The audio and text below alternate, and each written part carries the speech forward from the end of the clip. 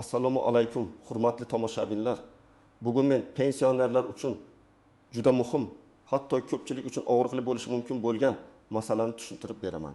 Gap 15 yildan boshlab pensiya to'lovlari, bank kartalari, hujjatlardagi nomuvofiqliklar va to'lov kechikishiga olib keladigan holatlar haqida ketadi. Bu ma'lumot har bir pensioner ota-onasi bor farzandlarga, nafaqa oladigan oilalarga bevosita tegishli. Agar hozir e'tibor bermasangiz, oddiy bir xato sabab pensiya bir necha kun, ba'zan bir oyga kechikishi mumkin. Shuning uchun videoni oxirigacha ko'ring. Men bugun kimlar xavotir olishi kerak? Kimlarga bu o'zgarish ta'sir qilmasligi mumkin? Qanday hujjatlarni tekshirish kerak? Qayerga murojaat qilish kerak? Hammasini oddiy tilda tushuntiraman. Kanalga hoziroq obuna bo'ling, videoga like bosing. Chunki bunday ma'lumotlar o'z vaqtida yetib borsa, ko'p odamning muammosi oldindan hal bo'ladi. Avvalgi tartibda ko'plab pensionerlar pensiyasini odatdagidek olardi. Kimdir bank kartasiga, kimdir pochta orqali naqd shaklda, kimdir ishonchnoma orqali yaqinlari yordamida. Hujjatlarda kichik xatolik bo'lsa ham, ko'pincha to'lov darhol to'xtab qolmasdi. Masalan, pasport almashtirilgan, lekin yangi pasport ma'lumoti bankka yetib bormagan bo'lsa, yoki yashash manzili o'zgargan, lekin pensiya jamg'armasiga vaqtida xabar qilinmagan bo'lsa, muammo keyinroq aniqlanardi. Odamlar pensiyasini olib yurardi, keyin chaqirib ma'lumotingizni yangilang deyishardi. Endi esa eng katta o'zgarish shundaki, 15-yildan boshlab pensiya to'lovlari bo'yicha tekshiruvlar ancha qat'iylashmoqda. Bu degani, davlat organlari, banklar, pensiya jamg'armasi va boshqa bazalardagi ma'lumotlar bir-biriga mos kelmasa, to'lov kechikishi yoki vaqtincha ushlab turilishi mumkin. Men bu yerda hammani qo'rqitmoqchi emasman. Lekin real hayotda oddiy xatolik ham katta muammoga aylanishi mumkinligini aytishim shart. Masalan, pensionerning bank kartasi muddati tugagan bo'lsa, karta yopilgan bo'lsa, karta egasining familiyasi pasportdagi familiya bilan mos tushmasa, pensioner vafot etgan shaxs sifatida noto'g'ri bazaga tushib qolgan bo'lsa, yoki uzoq vaqt davomida pensiyani hech kim olmagan bo'lsa, tizim buni xavfli holat deb ko'rishi mumkin. Natijada pensiya pulini chiqarishdan oldin aniqlik kiritish talab qilinadi.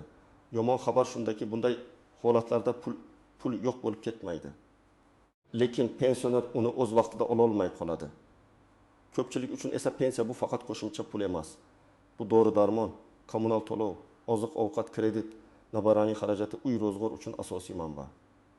Pensiya 3 kun kechiksa ham ayrim oilada katta muammo bo'ladi. 10 kun yoki 1 oy kechiksa esa odam sarson bo'ladi. Birinchi navbatda bank kartasida muammosi bor pensionerlar e'tiborli bo'lishi kerak. Hozir ko'plab pensionerlar pensiyani plastik karta orqali oladi. Karta muddati odatda 3 yil yoki 5 yil bo'ladi. Ko'p odam karta yuzasidagi amal qilish muddatiga qaramaydi. Masalan, kartada 0721 deb yozilgan bo'lsa, bu karta 2024 yil iyul oyining oxirigacha amal qiladi. Agar karta muddati tugagan bo'lsa, pensiya hisobga kelishi mumkin. Lekin uni yechishda muammo chiqadi yoki ayrim holat to'lov qaytishi mumkin. Pensioner bankka boradi, navbatda turadi. Keyin kartangizni yangilash kerak deyishadi. Bu esa yana bir necha kun vaqt oladi. Ikkinchi xavfli guruh pasport yoki ID kartasini almashtirgan, lekin hamma joyda ma'lumotini yangilamagan pensionerlar.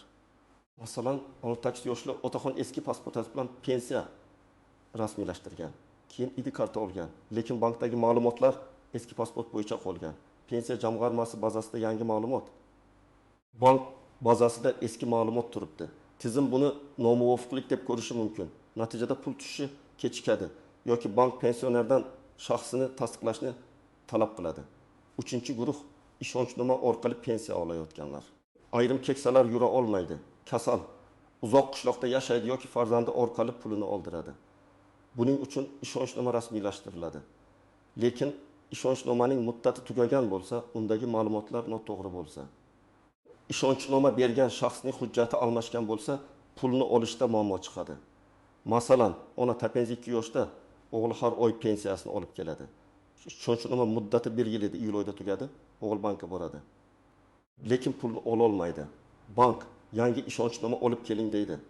Ona notariusga bora olmasa, uyga notarius chaqirish kerak bo'ladi. Bu esa vaqt va xarajat. 4-guruh yashash manzili o'zgargan pensionerlar. Ko'pchilik buni ahamiyatsiz deb o'ylaydi. Men Toshkentdan Samarqandga ko'chdim. Nima farqi bor? Pensiya baribir tushadi deydi. Aslida farqi bor. Chunki pensiya ishlari hududiy tartibda yuritiladi. Doimiy ro'yxat, vaqtincha ro'yxat, bank filiali, pochta bo'lim ma'lumotlari mos bo'lishi kerak.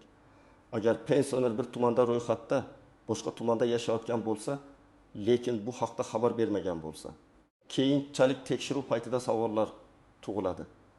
5-guruh xorijga chiqib ketgan pensionerlar yoki uzoq muddat O'zbekistondan tashqarida bo'lganlar. Ayrim pensionerlar farzandlari yoniga Rossiya, Qozog'iston, Turkiya yoki boshqa davlatlarga boradi. Pensiya kartaga tushaveradi. Qarindoshi yechib beradi yoki o'zi ilova orqali ishlatadi. Lekin ayrim toifadagi pensiyalar bo'yicha shaxsning tirikligi yashash joyi, hujjatining amal qilishi, qonuniy maqomi tasdiqlanishi kerak bo'lishi mumkin.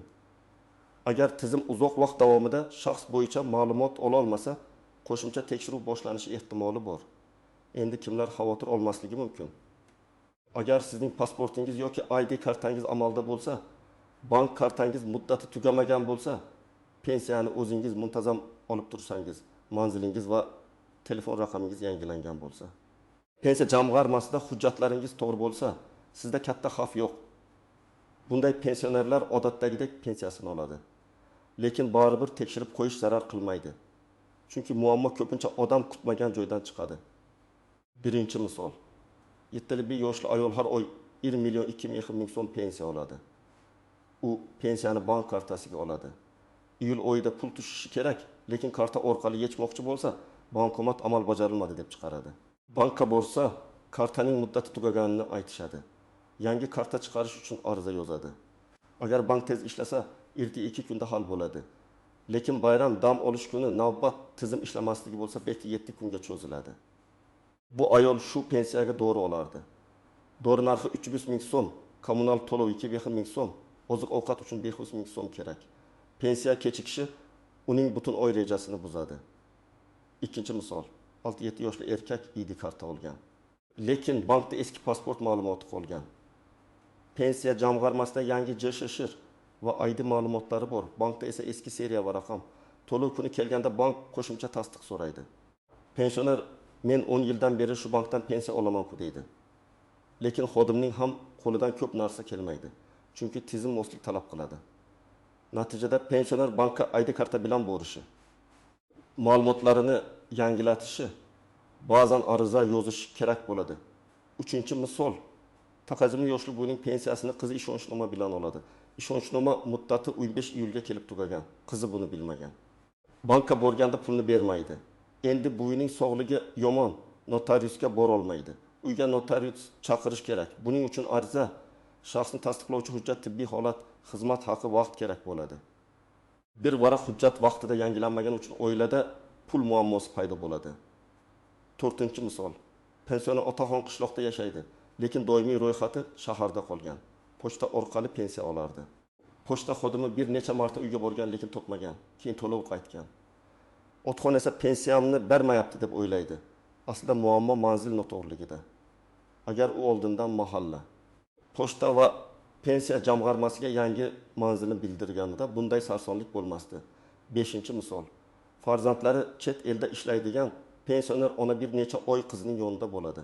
Pensiya kartaga tushadi. Lekin telefon raqami eski, bank SMSlari kelmaydi, ilovaga kira olmaydi. Karta bloklanadi. Chunki noto'g'ri parol ko'p marta terilgan. Ona qaytib kelgach pul bor, lekin foydalana olmaydi. Bank shaxsiy ishtirokni talab qiladi. Agar hujjat ham almashgan bo'lsa, muammo yanada cho'ziladi. Birinchi nozik jihat. Pensiya to'xtadi degani pul bekor qilindi degani emas. Ko'pchilik qo'rqib ketadi. Endi pensiyamni olib qo'yishdimi? Yo'q. Agar siz qonuniy pensiya oluvchi bo'lsangiz, huquqingiz saqlanadi. Lekin to'lov vaqtincha ushlanishi yoki aniqlik kiritilgandan keyin chiqarilishi mumkin. Farq katta. Pul yo'qolmaydi. Lekin sizga kerak bo'lgan vaqtda qo'lingizga yetib kelmaydi. Shu sababli masalani oldindan hal qilish muhim. Ikkinchi nozik jihat, bankdagi muammo pensiya jamg'armasining aybi bo'lmasligi mumkin. Odamlar ko'pincha bir joyga borib janjal qiladi. Bank bizda muammo yo'q, pensiyaga boring deydi. Pensiya jamg'armasi pul yuborilgan, bankdan so'rang deydi. Aslida bunday vaziyatda to'lov zanjiri bor. Pensiya jamg'armasi reyestr shakllantiradi, bank hisobini qabul qiladi, karta yoki hisob varaq orqali pul beriladi. Muammo qaysi bosqichda ekanini aniqlash kerak. Shuning uchun birinchi savol, pensiya hisoblanganmi? Ikkinchi savol, bankka o'tkazilganmi? Uchinchi savol, bank hisobingiz faolmi? To'rtinchi savol, kartangiz ishlayaptimi? Uchinchi nozik jihat, telefon raqami juda muhim.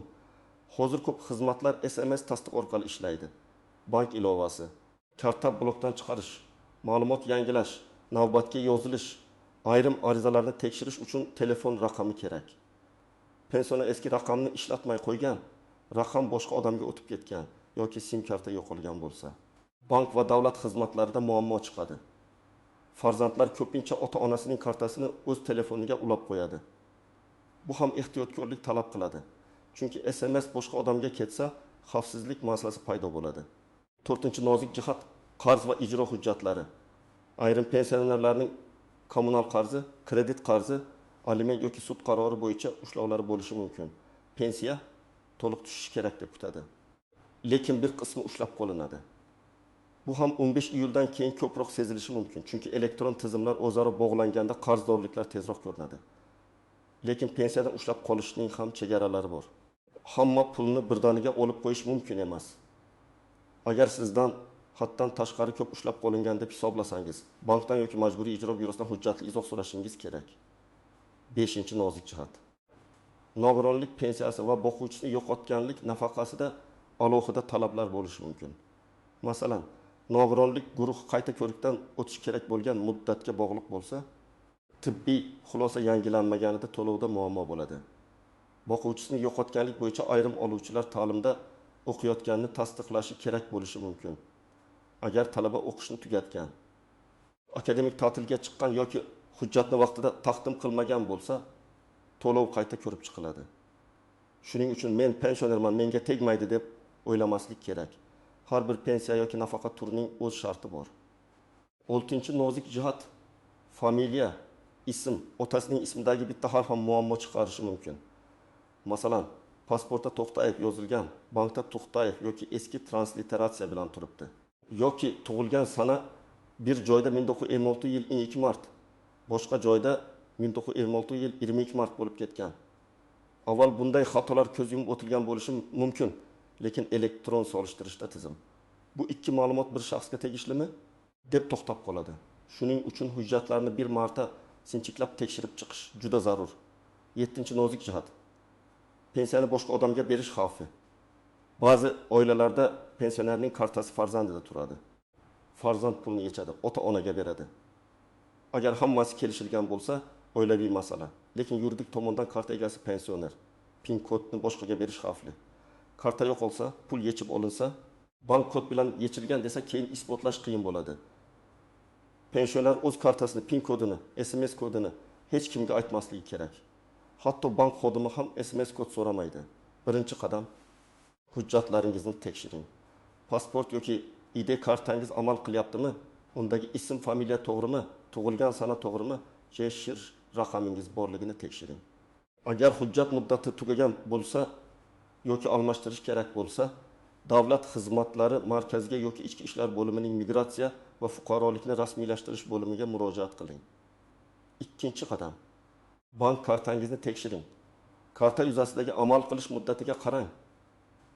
Agar muddati iyul, avgust yoki yaqin oyda tugasa, kutib o'tirmang, bankka boring. Men pensiya oluvchiman, kartamning muddati tugayapti.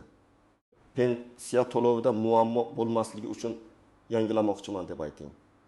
Yangi karta ochilganda eski hisob bilan bog'lanishini, pensiya tushadigan hisob o'zgarmasligini yoki o'zgarsa, pensiya jamg'armasiga xabar berish kerakligini aniqlang. 3-qadam, bankdagi shaxsiy ma'lumotlaringizni yangilang. ID kartangizni, telefon raqamingizni, yashash manzilingizni bankka ko'rsating. Agar telefon raqamingiz o'zgargan bo'lsa, albatta yangilang. Bank ilovasiga kira olmasangiz, xodimdan yordam so'rang, lekin parolingizni va SMS kodingizni begonalarga aytmang. Kerak bo'lsa farzandingiz bilan boring. Lekin barcha amallarni o'zingizning roziligingiz bilan bajaring. 4-qadam, pensiya jamg'armasidagi ma'lumotlaringizni tekshiring. Tuman yoki shahar pensiya jamg'armasi bo'limiga borib, mening pensiya ishimdagi pasport ma'lumotlari, bank rekvizitlari, yashash manzilim to'g'rimi deb so'rang. Agar bank hisobingiz o'zgargan bo'lsa, yangi rekvizitlarni bering. Odatda buning uchun shaxsni tasdiqlovchi hujjat, ariza bankdan hisob varaq ma'lumotnomasi kerak bo'lishi mumkin. Hududga qarab talablar farq qilishi mumkin. Shuning uchun oldindan telefon qilib aniqlab olish yaxshi. 5-qadam ishonchnomani tekshiring. Agar pensiyani farzandingiz, qarindoshingiz yoki boshqa odam olib berayotgan bo'lsa, ishonchnoma muddati qachongacha ekanini ko'ring.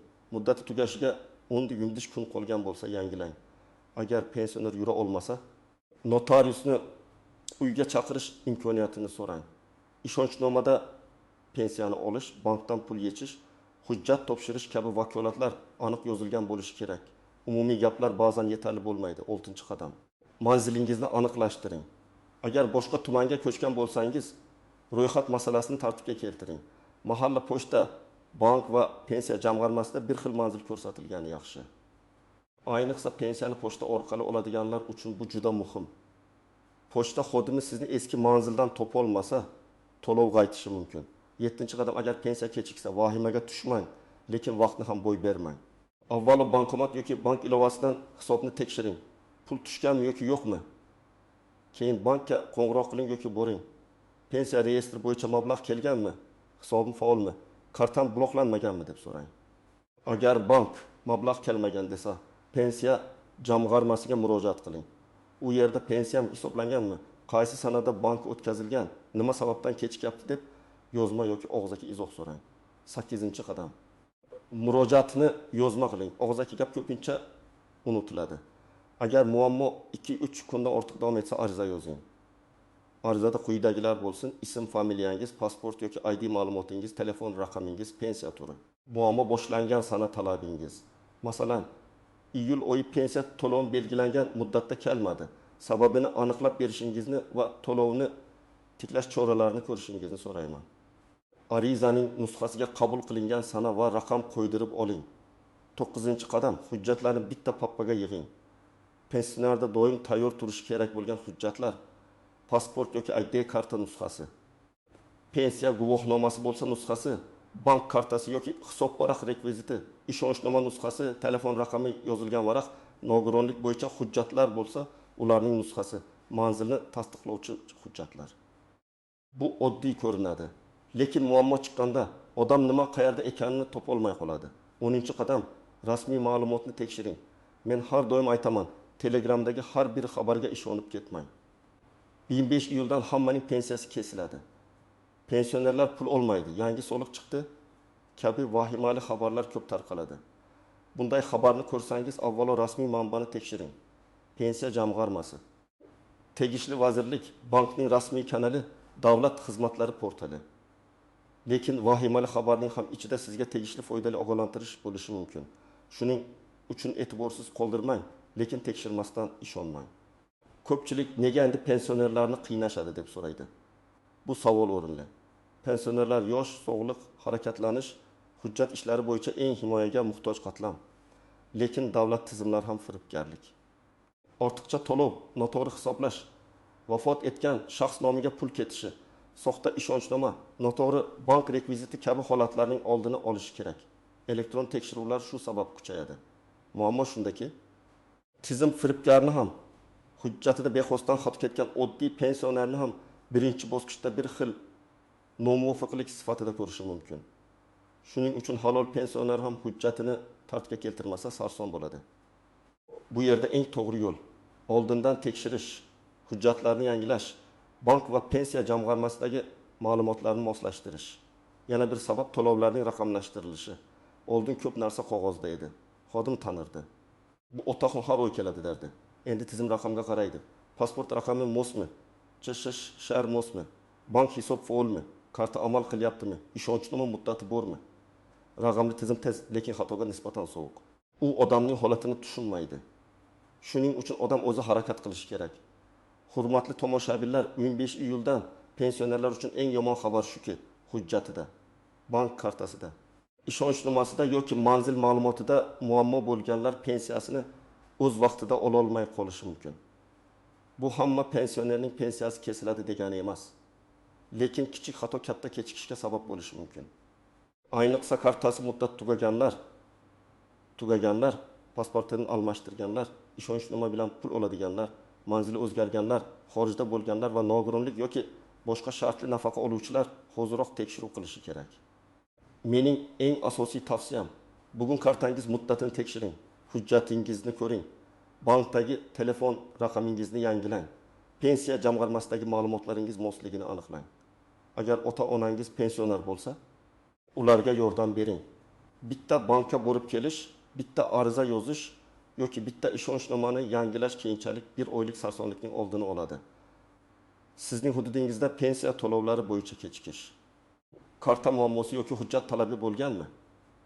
Izohlarda yozib qoldiring. Boshqalar ham sizning tajribangizdan foydalansin. Videoga like bosing, kanalga obuna bo'ling va bu videoni pensioner yaqinlaringizga yuboring. Chunki bunday ma'lumot vaqtida yetib borsa, odamning puli ham, asabi ham, vaqt ham saqlanib qoladi.